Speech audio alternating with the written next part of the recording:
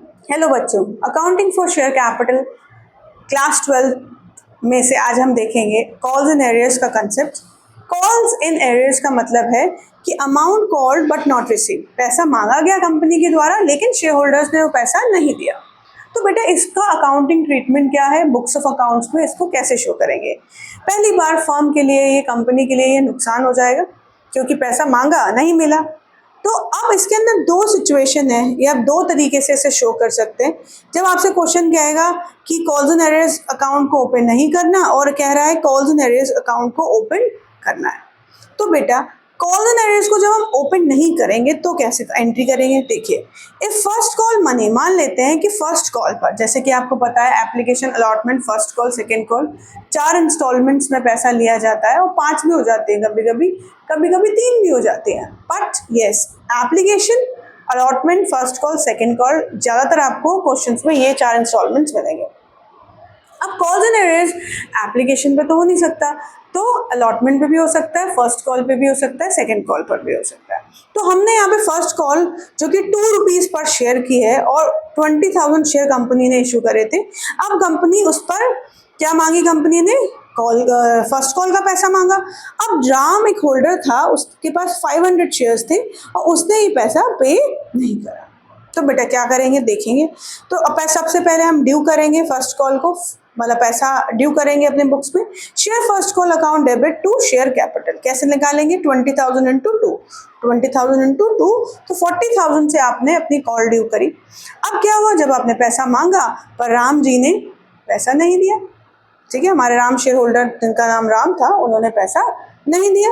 अब पैसा नहीं दिया तो इसका मतलब हमें कितने रुपए से पैसा रिसीव हुआ, क्योंकि 20,000 शेयर्स थे, 500 थे उनके पास शेयर, तो 19,500 होल्डर्स ने हमें पैसा दिया, 500 राम जो शेयर होल्डर था उन्होंने पैसा नहीं दिया।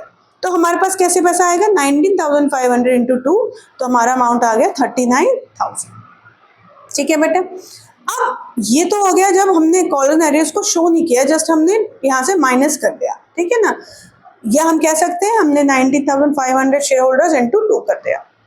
अब जब कॉल एंड एरियर्स ओपन होगा तो हम अपनी बुक्स ऑफ अकाउंट में से शो करेंगे। तो देखिए, सबसे पहले एंट्री ड्यू की होगी, तो ये एंट्री वैसी होगी जैसे ऊपर हुई, 20,000 इंटू 2, तो यहाँ पे अमाउंट कितना आ जाएगा आपका 40,000।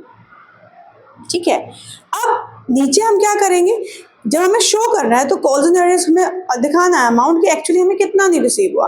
तो बेटा हमें 19,500 शेयर से पैसा मिला, हमें 500 शेयर से पैसा नहीं मिला, और हमारे एक्चुअली में हमें कितने से मिलना था, 20,000 से मिलना था। ठीक है बेटा, तो 2 की रेट है तो सबको 2 से मल्टीप्लाई कर दो, 2 2 एंड 2, तो 39,000 आपके बैंक में, 1,000 आपके कॉल्स एंड एरियर्स में और 40,000 आपके शेयर फर्स्ट कॉल में।